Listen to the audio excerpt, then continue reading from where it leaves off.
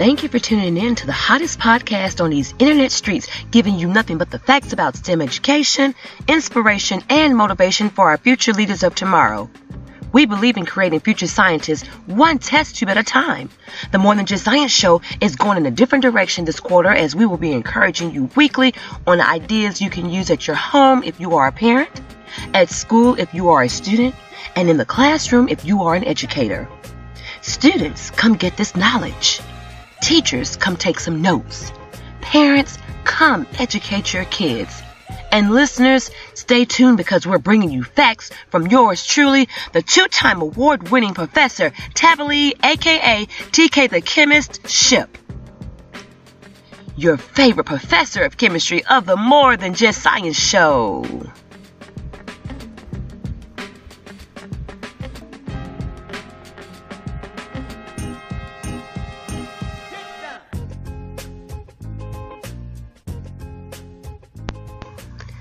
Welcome. Hello, everybody. I hope you guys are staying safe and dry on this dreary day. It is September 15th, 2018, and I am in North Carolina, and we are experiencing a very strong storm. Yes, Hurricane Florence is here, and she's coming back with a vengeance. So, we're going to jump into this content today, and I want to kind of take you all on a little journey because there's been a lot of information going on in the news this week. So before we get started on that, let me go ahead and give you all my contact info. So if you want to reach me about anything you've heard on this show or anything on my past shows, you can reach me on email by tkthechemist@gmail.com. I'm on Instagram at TK the Chemist, Twitter at TK the Chemist 01, Facebook, MYGEMS Science Center. My website is www.mygemsforkids.com, and we have a store, an online store. So if you go to that link, it'll take you straight to the store as well. So earlier this week, we were hit on social media with the images of teachers that were barely making it. Some of them were being quoted as saying that it's a struggle to be the best teacher, even when all the personal struggles they have facing them outside of the classroom gets in the way. It's like some of the teachers were basically saying that they were having to rob Peter to pay Paul to keep their lights from being cut off, donating plasma to pay the light bill, not being able to go to a doctor's visit to pay the copay because they have to make tuition payments for their child's college education. And this hurts me to my core because I understand completely what these women have shared. And the reason why I say these women, because they are featuring 3 women on the front cover of this magazine. Now, I've been a professional educator for over 20 years, and I've gone from kindergarten all the way up to the collegiate level, and I've experienced this as well as myself. And while this article highlights public education, this isn't far from the truth for those of us that teach on the collegiate level. So after we give you the word in STEM this week, we will discuss this very topic. How are teachers supposed to be great despite all of the demanding requirements from administrators and parents, the community, and the like? This is going to be a touchy topic, so hold tight. And be sure to share this with your friends and other colleagues you know who could benefit from today's lesson. Can I be a great educator despite what I have going on in my personal life? What's the word in science? Must learn. This hurricane is popping off all over the East Coast, specifically in my state of North Carolina. I'm talking about Hurricane Florence. And as I am recording this podcast right now, there are concerns all over the state. The North Carolina Agricultural Commissioner Steve Troxler said that crops such as tobacco and corn are in mid-harvest, while sweet potatoes, peanuts, soybeans, and cotton are still in the field. So you know that those items are going to go up in terms of cost. Because if the crops are destroyed, that means we don't have much. So it's kind of like that supply and demand that you remember from your economics class. Okay, so we may be faced with having to pay a lot for those good old sweet potatoes. But I want to give you all the breakdown of Hurricane Florence. and its expected effects.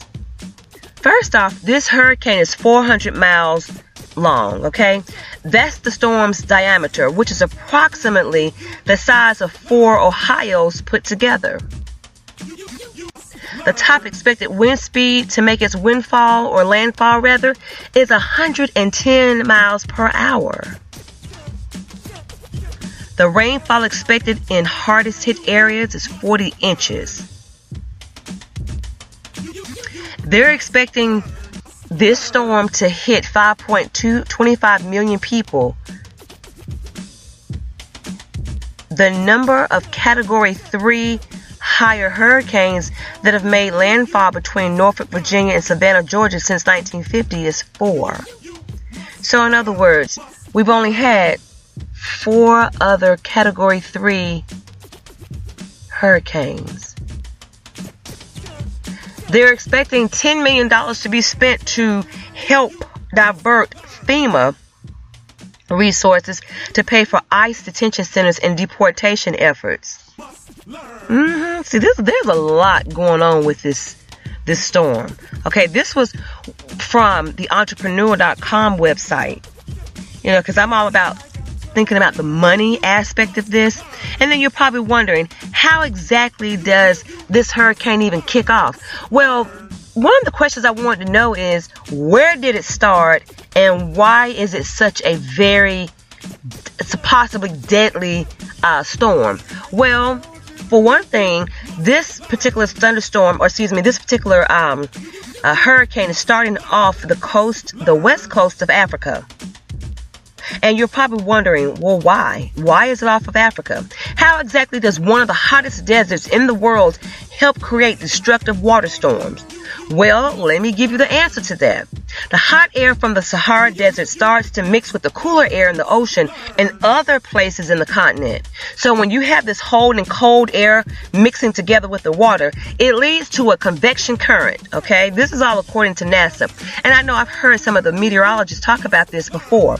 So when you have these currents building up heat transfer, that brings hot water up and cold water down. So it's like a continuous cycle.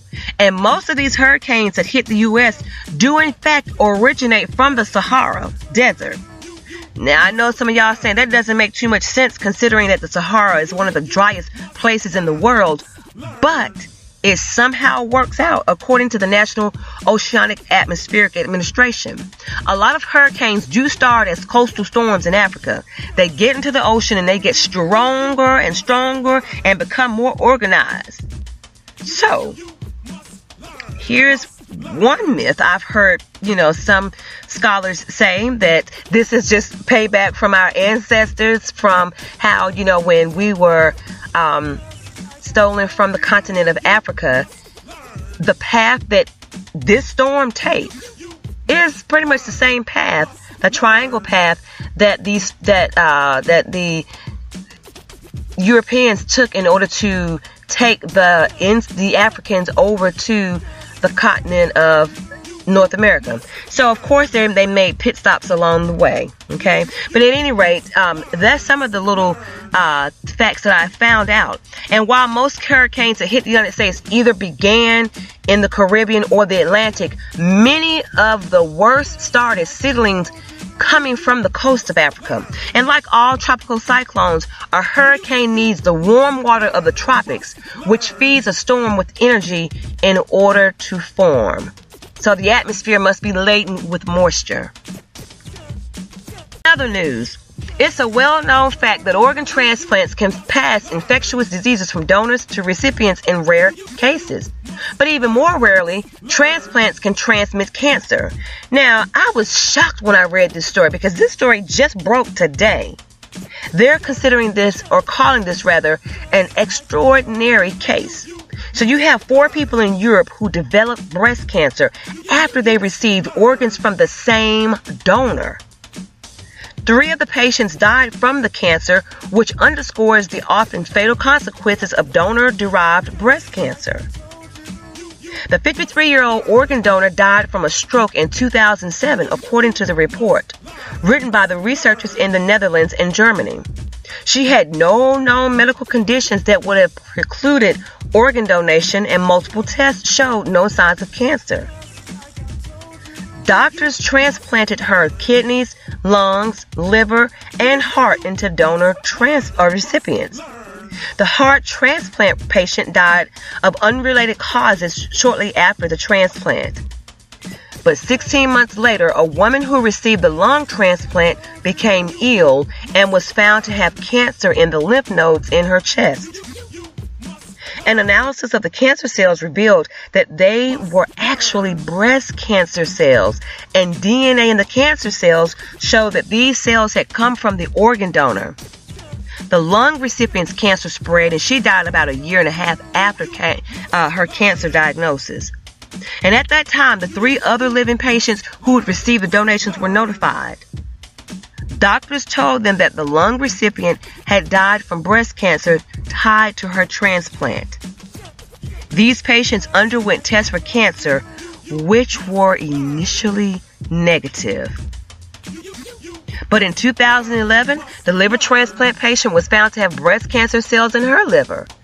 The patient didn't want to undergo another liver transplant because she was afraid of potential complications. A radiation treatment for the cancer was initially helpful, but the cancer later returned, and that patient died in 2014. The patient who received the left kidney was also later diagnosed with breast cancer in 2013, 6 years after her transplant. The cancer had already spread to many other organs, and the patient passed away 2 months later. And a 32-year-old man who received the right kidney was also diagnosed with breast cancer cells in his transplanted kidney in 2011. But doctors were able to remove the kidney, and the patient stopped taking drugs to suppress his immune system. He underwent chemotherapy. The treatment was successful, and the man was still cancer-free 10 years after the transplantation surgery. And so you're probably wondering, well, can I get cancer if I receive an organ transplant? Well, according to doctors, they're saying that this is a very, very uncommon event. And they're saying that 1 in 10,000 and 5 in 10,000 have a chance of this actually happening. So in other words, you have a very small chance. But the donor may have had micrometastasis, or groups of cancer cells that spread from the original cancer site, but are too small to be detected with screening or imaging tests.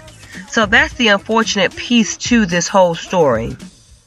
It is also easier for such cancer cells to grow in transplant patients because the patients take drugs to suppress their immune system. So anytime you're undergoing transplants and you are having to take medications for this, oftentimes many cancer patients' immune systems have decreased, and as a result, their white blood cells also decrease, which are used to fight infections. And as a result, your body is basically fighting off this foreign object, okay, these foreign cells.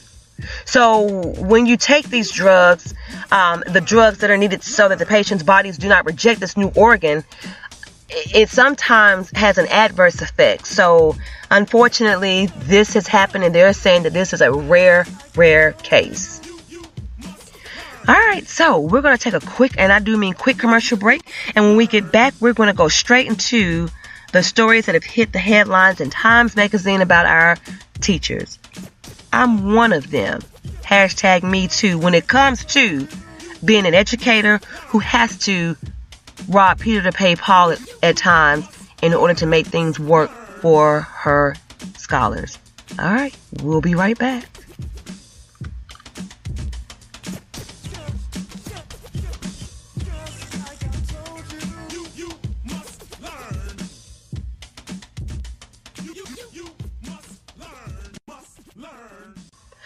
All right, so right before the break, I told you guys about teachers who were going through some trying times. And so I wanted to share a couple of stories with you to kind of set the tone for where we're going to go with this. So I told y'all I'm from North Carolina, and there have been some unusual stories making the headline right before school started back in August. There was a teacher who was recently fired for a private video post that she shared on her Facebook page. Now, she said that her page was actually private, okay? And because it's private, that, according to her, that means people just can't see her pictures and her photos and videos and things that she posts. But she was performing a dance on a pole because she is a pole dance instructor. Now, she did have on clothes, which included some small shorts, but the point is she was clothed. Someone shared it with school administrators, and she was fired as a result of this. Now, I have the philosophy that what you do in privacy of your home off the clock is your business. However, if she posted this on her private page, ain't nothing private in today's social media climate. That was a risk she took.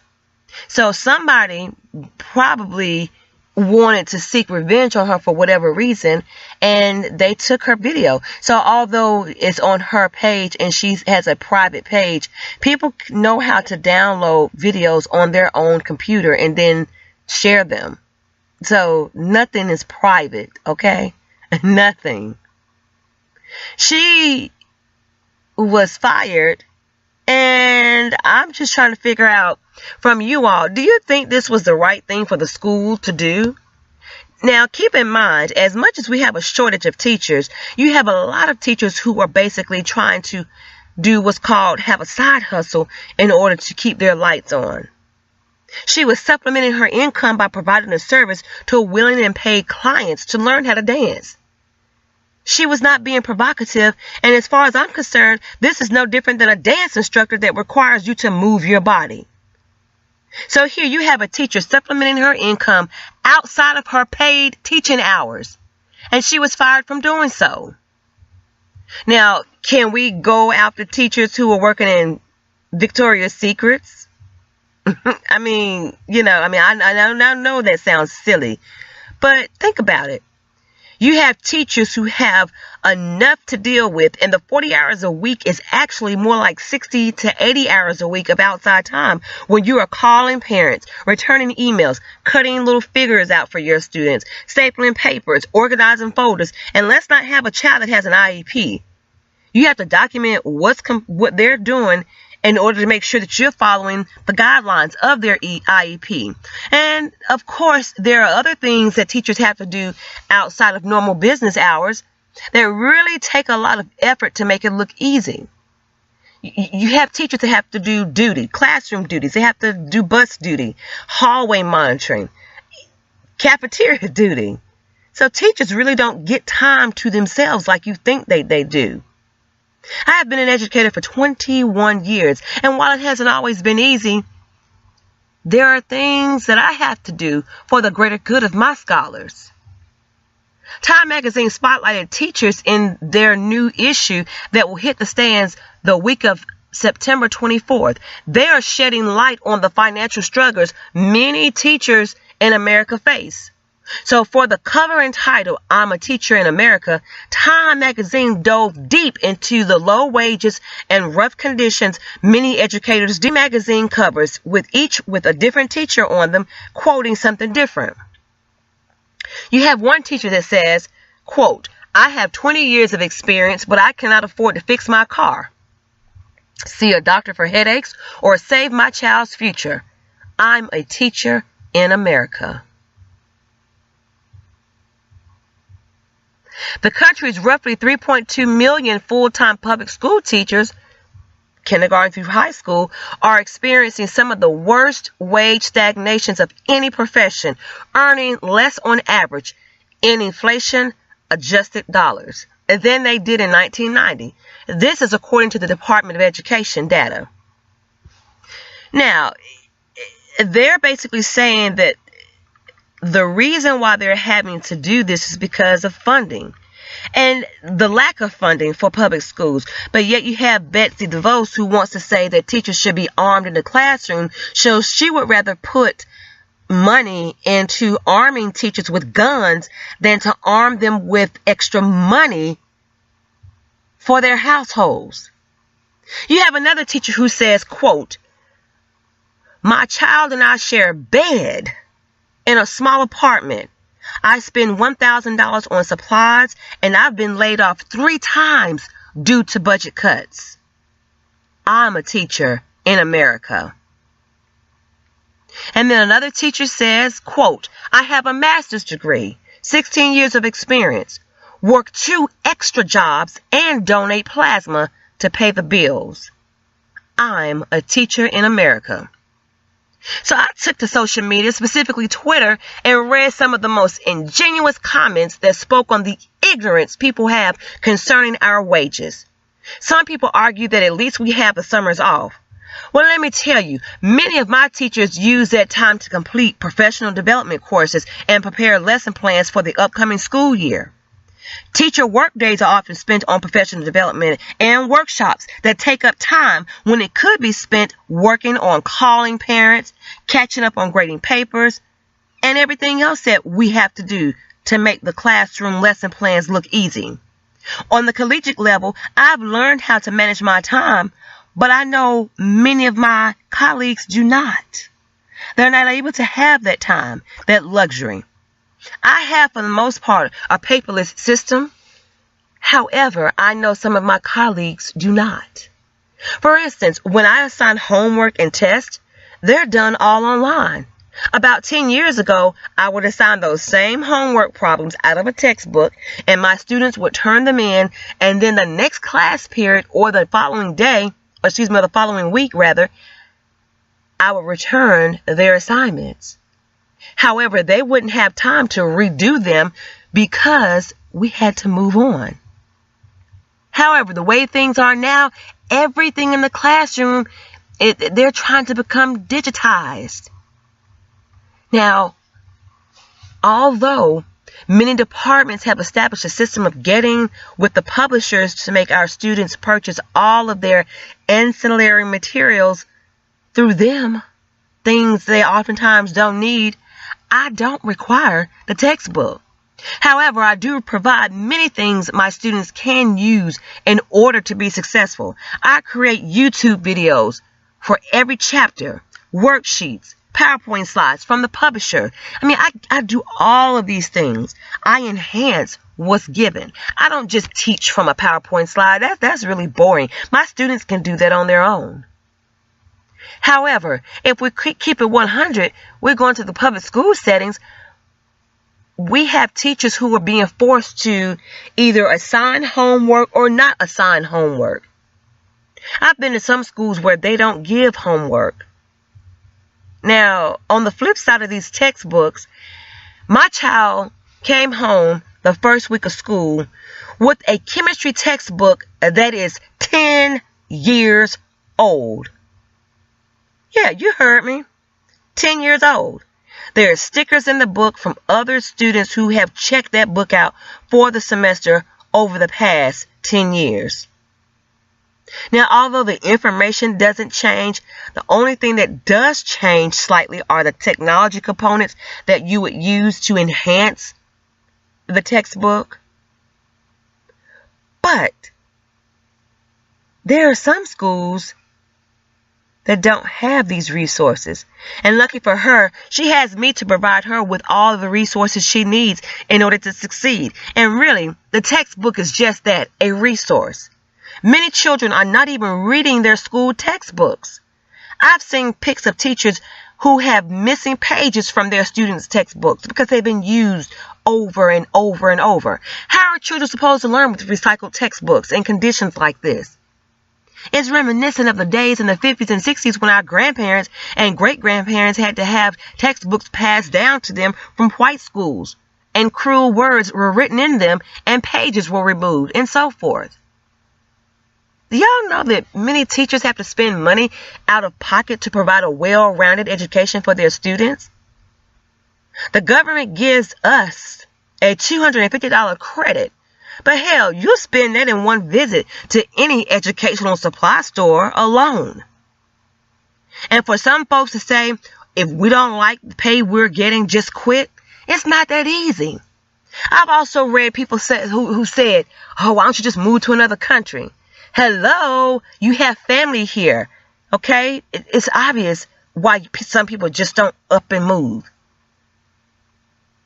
Who would teach the children if we didn't? Who would teach the world if we didn't? If every teacher walked out of the classroom, what would happen? I'll wait. Okay, your time is up. It wouldn't work. If you look up the definition of a teacher, there are many words used to define what we are. On Wikipedia, they say a teacher is one who helps others to acquire knowledge, competencies, or values.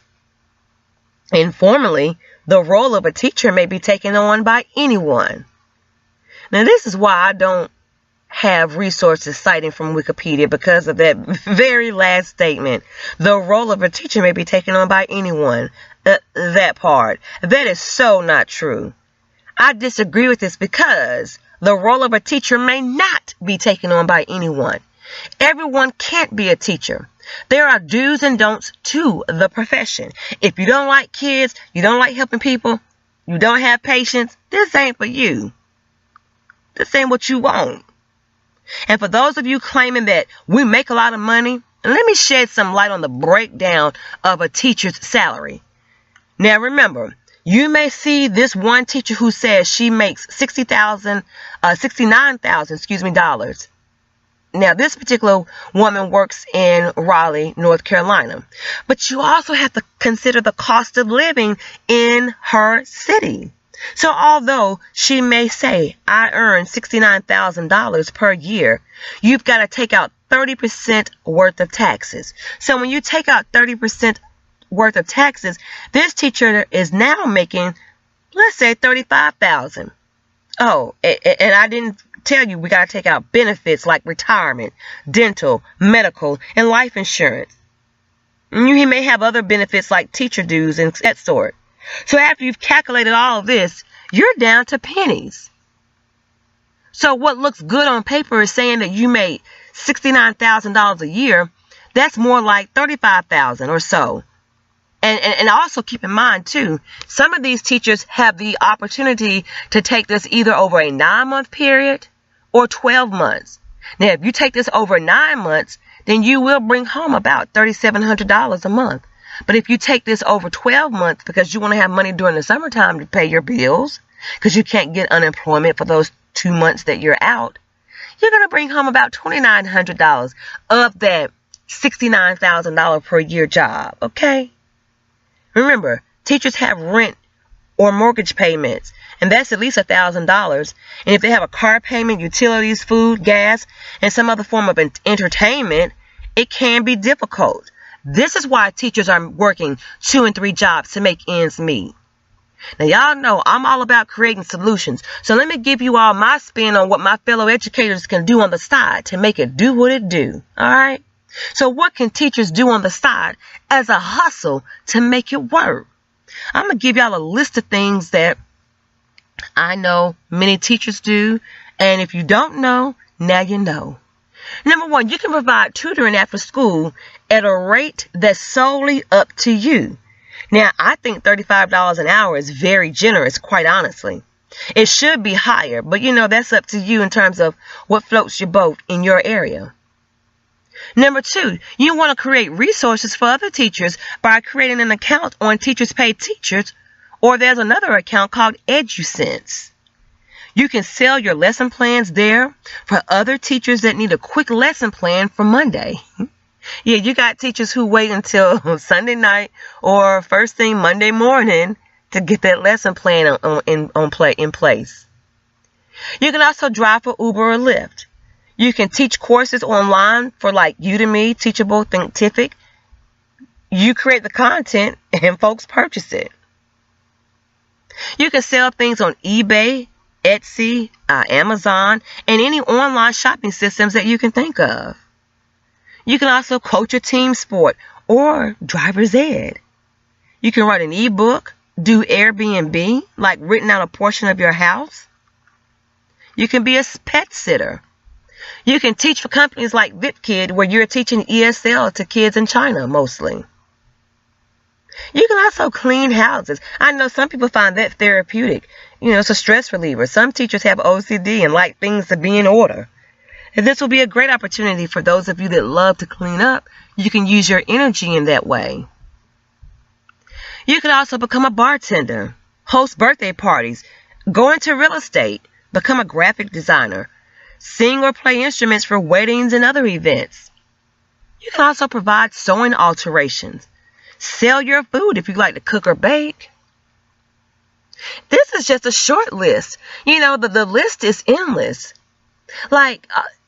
Teachers, I don't want you all to settle for less. I'm not settling for less. And although I said at the very beginning of the show that sometimes I've had to rob Peter to pay Paul, that was in the past when I first started teaching. I remember my first teaching job, I got paid $1,000 a month. $1,000 a month. I still have those paycheck stubs as my humble pie to remind me of what I used to do. And I know sometimes people will say, you know what, I don't have time to do all these things. But again, if you don't like your current situation, you have to do something about it. Remember, those are the laws of physics. You can't keep doing the same thing over and over and over, thinking that something is going to change. That's the definition of insanity. I love my colleagues. We teach the masses. We teach the future doctors, lawyers, scientists, artists, celebrities, athletes, YouTubers. We teach the future leaders of tomorrow. We even teach entrepreneurs, business owners, chefs, bakers, and other teachers, future teachers, accountants, software engineer designers. Hell, we've even taught the presidents, okay? So if teachers have to walk out for the sake of the future, then I'm all for it. Our teachers in North Carolina had a walkout back in the spring. Was it successful? Let me go ahead and give you all some stats on what occurred, okay? Teachers have received here in North Carolina a raise, but that raise is a slap in the face. They were frustrated that they've lost 9.4% in pay since 2009 when you have to account for adjustments for inflation. Okay? And if you think about per student funding, that hasn't been any different since the recession a decade ago. So you have the North Carolina Association of Educators who wanted lawmakers to, one, invest more in spending per student, create a multi-year pay plan for teachers and all other school personnel. They also wanted to increase the number of school nurses, counselors, social workers, and other support personnel. And let me tell you about that. Do you know in some schools there's a nurse maybe once a week in that building?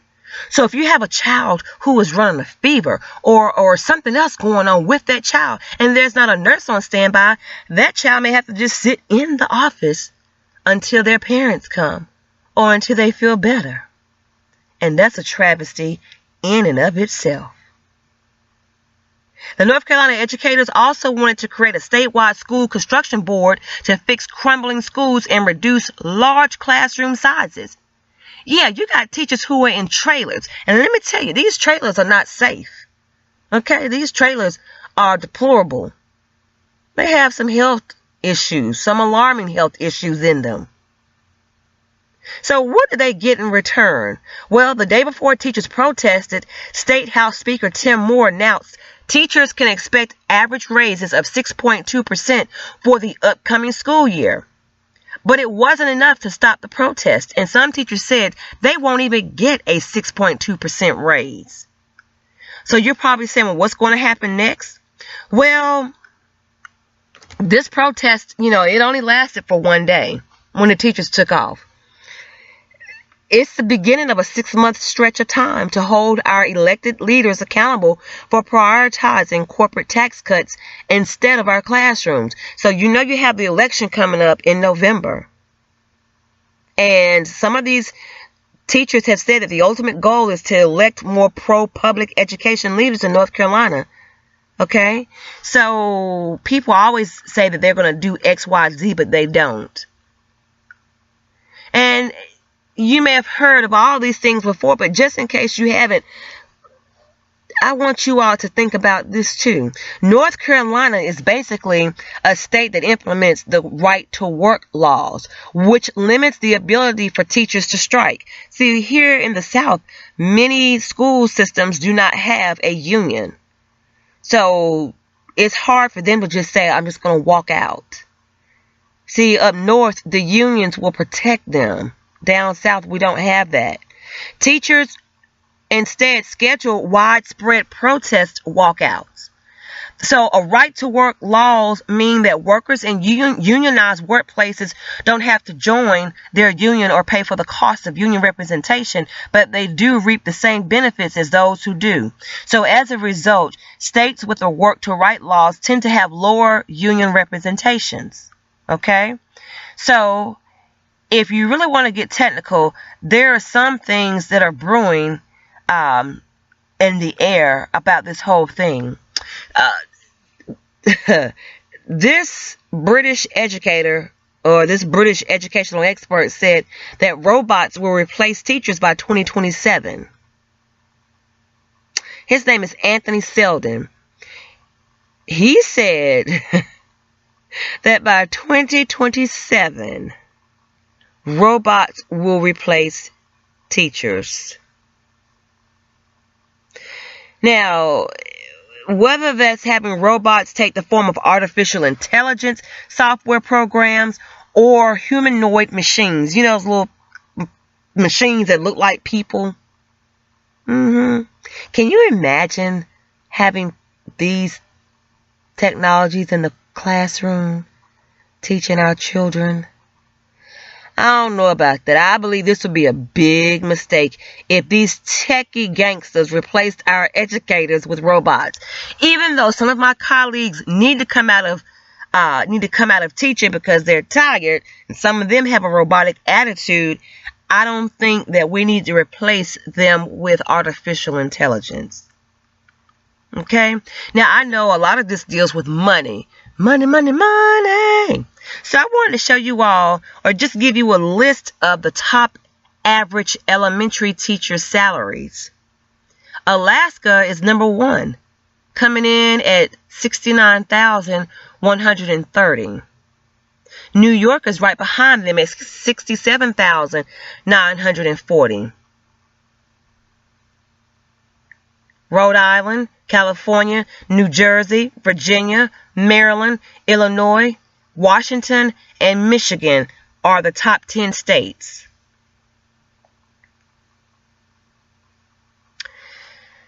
Of course, you have the top average secondary school teacher salaries, where New York is number 1 in this particular case.